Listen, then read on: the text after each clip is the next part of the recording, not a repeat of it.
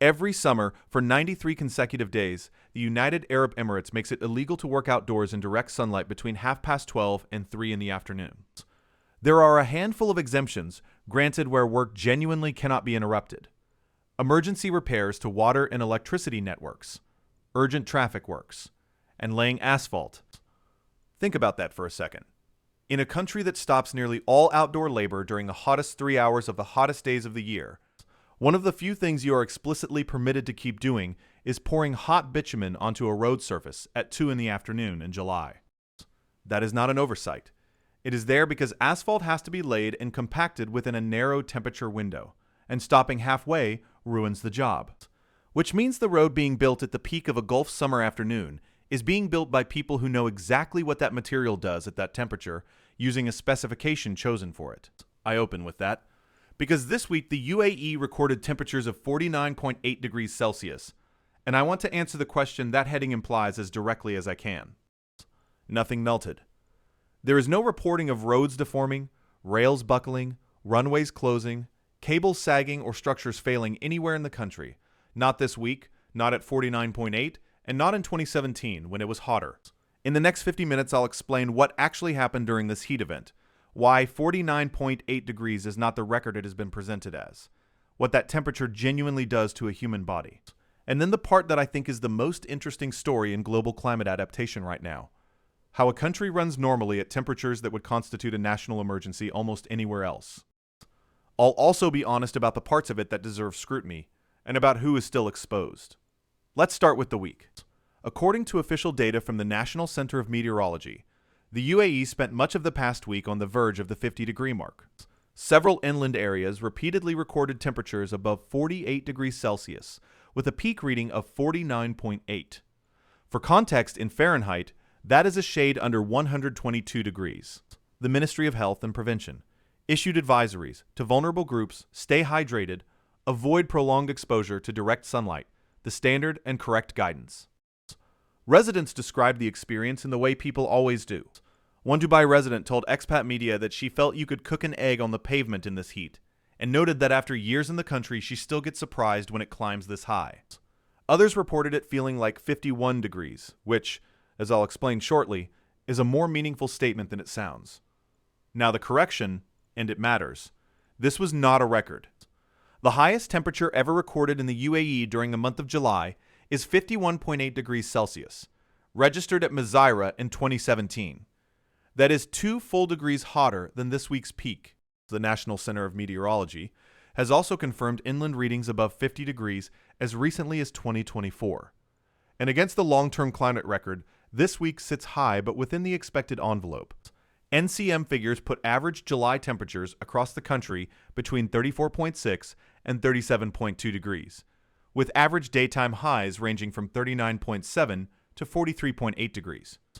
So 49.8 is a hot week in a hot month, 6 degrees above the top of the average daytime range, 2 degrees below the July record. It is genuinely severe. It is not unprecedented, and the UAE has operated through hotter, which raises the actual question worth asking. What does a temperature like that do to a person? And how does an entire country function in it? Let me take the human body first, because the numbers here are more alarming than the weather report. Your core body temperature needs to sit around 37 degrees Celsius. When the air around you is 49.8 degrees, the normal mechanism by which you shed heat, radiating it to cooler surroundings, runs backwards. The air is warmer than you are, so it is heating you rather than cooling you. That leaves one mechanism: evaporation. Sweat. Sweating works because turning liquid water into vapor consumes a large amount of energy, and that energy comes out of your skin, cooling it. It is a remarkably effective system, and it is the main reason humans can tolerate heat that would kill most large mammals. But it has 2 hard limits. The first is water. Under severe heat stress, a person can lose well over a liter of sweat per hour. Without continuous replacement, blood volume falls, the heart works harder to circulate what remains, and performance and judgment degrade before any dramatic symptom appears. Dehydration in extreme heat does not announce itself. It arrives as confusion and poor decisions. The second limit is humidity, and this is the one that matters enormously in the Gulf. Sweat only cools you when it evaporates. If the surrounding air is already close to saturated with water vapor, evaporation slows dramatically and eventually stops being able to remove heat fast enough. At that point, you are producing heat internally with no functioning way to shed it, and core temperature climbs regardless of how fit or hydrated you are. The measure that captures this is wet bulb temperature. Literally, the temperature read by a thermometer with a wet cloth around its bulb, which is the coolest a surface can get through evaporation in that air. A wet bulb temperature around 35 degrees Celsius is generally treated as the theoretical survivability threshold for a healthy person at rest, in shade with unlimited water. Above it, the body cannot shed metabolic heat by any means, and core temperature rises until organ failure. The Persian Gulf is one of the few regions on Earth that has come close to that threshold in real observations, because the Gulf itself is shallow, extremely warm, and pumps enormous quantities of water vapor into coastal air. That is why the residents saying it feels like 51 degrees are telling you something real. Coastal humidity in Dubai, Abu Dhabi, and Sharjah routinely pushes perceived temperature several degrees above the actual reading. The inland desert may show the higher number on the thermometer, but the coast can be the harder place to be in it. And this is where the UAE's regulations become genuinely sophisticated, because the country does not regulate heat by air temperature at all. It regulates by WBGT. Wet bulb globe temperature is the international standard for occupational heat stress, and it is a composite measurement rather than a single reading. It combines four things: air temperature, humidity, radiant heat from the sun, and hot surfaces, and air movement. A black globe thermometer captures the radiant load, the difference between standing in shade and standing on open asphalt with the sun overhead and heat bouncing back off the ground. That distinction matters enormously. Two workers can be in air at exactly the same temperature, and if one is in shade with a breeze, and the other is on a bare concrete slab in full sun, with no wind, they are in completely different physiological situations. Air temperature cannot see that. WBGT can, under UAE regulations. Employers are required to maintain WBGT monitoring records. That is a genuinely serious technical requirement, and it tells you the policy was written by people who understand heat physiology rather than people who read a thermometer. So let me lay out the policy properly, because it is the most developed occupational heat regime of any country I'm aware of. It is formally called the Occupational Heat Stress Prevention Policy, and it is known universally as the midday break. It is enforced by the Ministry of Human Resources and Emiratization under Ministerial Resolution No. 44 of 2022, which governs occupational health, safety, and labor accommodation. It was first introduced in 2005. This summer is its 22nd consecutive year. Here is what it actually does. From the 15th of June to the 15th of September, 93 consecutive days. All outdoor work under direct sunlight or in open areas exposed to high temperatures must stop between 12:30 and 3 o'clock in the afternoon. Every day, including weekends, including public holidays, including Eid. There are no day-of-week exceptions. It applies to every private sector employer with outdoor workers, regardless of industry or company size. And it is not simply a stop work order. The obligations that come with it are specific. Employers must provide shaded rest areas. They must provide cold drinking water. Beyond water, they must supply approved electrolyte or rehydration solutions, which is a meaningful detail. Replacing water alone during heavy sweating can dilute blood sodium, and severe cases of that are dangerous in their own right. Total daily working hours must not exceed 8, split between morning and evening shifts around the break. And the record-keeping requirements are extensive.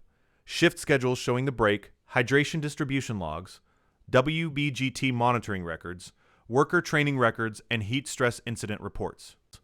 A copy of the regulations must be displayed on site in the workers' own languages. Enforcement carries fines running up to 50,000 dirhams. MoRE inspects construction sites ahead of the rule taking effect each year, and the public can report violations through a call center, the ministry's website, or its smartphone app. According to Dalal Al-Sheikh, Assistant Undersecretary for Labor Protection at MoRE, compliance rates have exceeded 99% in recent years, with many employers going beyond the minimum by setting up additional rest areas, shaded spaces, and cooling arrangements. Now, the feature of this policy that I think is the most underrated, and the one other countries should copy first. The dates and hours never move, June the 15th to September the 15th, 12:30 to 3, year after year, for 22 years. That predictability is deliberate, and it is the thing that makes the policy work rather than merely exist. Because the dates are fixed and known, construction companies build their summer project timelines around them months in advance. Shifts are planned. Contracts are priced with it included. Nobody is surprised in June. Compare that to a heat warning system that triggers reactively when a forecast crosses a threshold. Reactive systems produce short-notice disruption, contractors lose money, and the incentive to find a way around the rule is enormous. A fixed seasonal regime produces no surprise at all, and compliance becomes the cheapest option. 99% compliance is not achieved through inspection alone. It is achieved by making the rule so predictable that working around it costs more than following it. Which brings me back to the exemptions and to the detail I opened with. Certain activities may continue through the midday window where work cannot be interrupted or postponed for technical reasons, or where it serves the public interest. Asphalt laying, concrete pouring, emergency repairs to water supply lines, electricity services, and traffic movement. The utility exemptions are obvious. You cannot tell a city that its water main will be repaired after 3 o'clock in September. The asphalt and concrete exemptions are about material chemistry, and they are worth understanding because they are the exact opposite of the melting infrastructure idea. Asphalt is laid hot, well above ambient temperature, and must be compacted before it cools below a certain point, or it will never achieve proper density and the road will fail early. A paving operation is a continuous process from the plant to the roller. You cannot pause it for 2.5 hours and resume. Concrete is similar and in some ways worse. Once mixed, hydration begins and cannot be stopped. A pour interrupted partway through produces a cold joint, a plane of weakness through the structure, which in a structural element is a serious defect. So the exemptions exist not because those jobs are safe in the heat, but because stopping them mid-process would destroy the work. And workers doing exempted tasks remain covered by every other requirement: shade, water, electrolytes, monitoring, incident reporting. That is a regulator who understands both physiology and construction, writing a rule that bends where the physics of the material genuinely requires it and nowhere else. So why does nothing melt?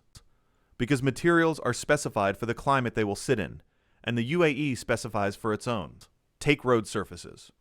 Asphalt is not one substance, it is aggregate held together by a bitumen binder, and binders come in grades classified by the temperature range they must perform across. A binder chosen for Northern Europe is formulated to stay flexible in freezing conditions, and will soften and rut badly at Gulf pavement temperatures. A binder specified for the Gulf is stiffer at high temperature by design, often modified with polymers, and would crack in a hard frost. Neither is better. There are different specifications for different problems. The same logic runs through everything. Rails are installed at a stress-free temperature appropriate to the local range, so they neither buckle in heat nor pull apart in cold. Bridges and buildings get expansion joint sized for the local temperature swing. Concrete in the Gulf is often poured at night, or mixed with chilled water or ice, because excessive heat during curing weakens the final product. Electrical equipment is derated. A transformer rated for a temperate climate delivers less capacity safely at 50 degrees, so you install larger units. None of that is exotic. It is ordinary engineering practice applied to the actual conditions, which is precisely why heat does cause visible infrastructure failure in countries that were built for something else. In July 2022, when the United Kingdom exceeded 40 degrees for the first time, sections of rail buckled. A runway at an RAF base suffered surface damage, and road surfaces softened in places. Not because 40 degrees is more extreme than 49.8, it obviously is not. But because British rails were stressed for British summers, British asphalt was specified for British temperatures, and none of it had ever been asked to do this. That is the actual relationship between heat and infrastructure. It is not about absolute temperature. It is about the gap between the temperature and the specification. The UAE at 49.8 degrees has almost no gap. Britain at 40 had an enormous one. Now, the honest counter case, because I do not want this to read as an advertisement. There are 3 genuine costs and limitations here. The first is energy. Functioning at these temperatures depends overwhelmingly on cooling, and cooling is electricity.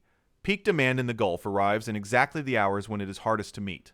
The UAE has invested heavily in district cooling, centralized plants producing chilled water piped to many buildings, which is substantially more efficient than thousands of individual units, and in nuclear and solar generations. But the fundamental position remains that habitability here is purchased with energy, continuously, and the amount required rises as the climate warms. Desalination, which supplies much of the country's fresh water, is energy intensive in the same way. The second is that the midday break covers a window, not a day. 12:30 to 3 is the peak, but it is not the only dangerous period. At 49.8 degrees, 11 in the morning and 3:30 in the afternoon are also severe, and workers are legally at work in both. The 8-hour cap and the split shift structure are meant to address that. And the shade, water, and electrolyte requirements apply throughout. But a rule that ends at 3 o'clock on a day that hits 49 does not make 4 o'clock safe. The third is the wider question of migrant labor conditions in the Gulf, which has been the subject of sustained international scrutiny for years and which I am not going to pretend away in a report about heat policy. What I can say precisely is this. The heat regulation itself is detailed, enforced, backed by real penalties, and reported at very high compliance by the ministry that administers it. Whether the broader employment conditions surrounding it meet the standard people would want is a separate and legitimate debate, and it is not one that the existence of a good heat rule settles. I would also note that reported compliance and observed compliance are not identical, and that smaller contractors are generally where violations are found in any jurisdiction with any rule. So where does the honest assessment land? The UAE spent a week at up to 49.8 degrees Celsius, a temperature that would trigger a national emergency in most countries on Earth. And the country ran. Schools out for summer, offices open, the metro running, airports operating, construction proceeding on morning and evening shifts, hospitals not overwhelmed, and no infrastructure failure reported anywhere. That is not because the heat was mild. It is because a country that has always been hot, built for being hot, wrote rules for it. 2 decades ago, kept those rules identical every year so everyone could plan around them, specified its materials correctly, and regulates using the right physiological metric rather than the one on the weather app. And I think that is worth sitting with, because there is a mirror image to it. The United Kingdom's Climate Change Committee wrote last year that the UK was built for a climate that no longer exists today. It projects that 92% of British homes could overheat during a heat wave by 2050, and it could not find evidence to score a single adaptation outcome as good. Britain has a heat problem at 35 degrees. The UAE does not have one at 49. The difference is not weather, it is 50 years of specification. Here is what I'll be watching. The first is whether the UAE exceeds 51.8 degrees. That is the July record set at Mazaira in 2017, and it is the number that would make this genuinely historic rather than merely severe. August is typically as hot as July, sometimes hotter. The second is wet bulb readings rather than dry bulb. The dangerous threshold in the Gulf is humidity-driven, and coastal wet bulb values are the measurement that actually indicates whether outdoor survivability limits are being approached. The third is any modification to the midday break window. 22 years of identical dates is the policy's greatest strength, but if heat continues to intensify, at some point the window has to widen. Watching weather and when MORE extends it would be an early indicator that the Gulf's own adaptation is reaching its limits. The fourth is peak electricity demand and grid performance through August. Cooling is the load-bearing element of habitability here, and grid stress is the failure mode that would matter far more than any road surface. And the fifth, for anyone watching from a temperate country, is design standards at home. The transferable lesson is not the air conditioning, it is the boring parts. Specify materials for the temperature range you will actually experience, write the workforce rule before you need it, fix the dates so people can plan, and measure heat stress properly instead of reading the air temperature and guessing. I want to end with the image I started with. Somewhere in the UAE this week, at 2 in the afternoon at 49 degrees with essentially every other outdoor worker in the country legally required to be sitting in shade with water and electrolytes, a paving crew was laying hot asphalt because the material cannot be left half finished, and because they are one of the few exemptions written into a 22-year-old law. They were working in shade breaks, on logged hydration, under monitored wet bulb globe temperature, on a shift capped at 8 hours, on a road being built with a binder grade selected for exactly that heat. Nothing melted. It was never going to. That is what adaptation looks like when it is finished rather than proposed.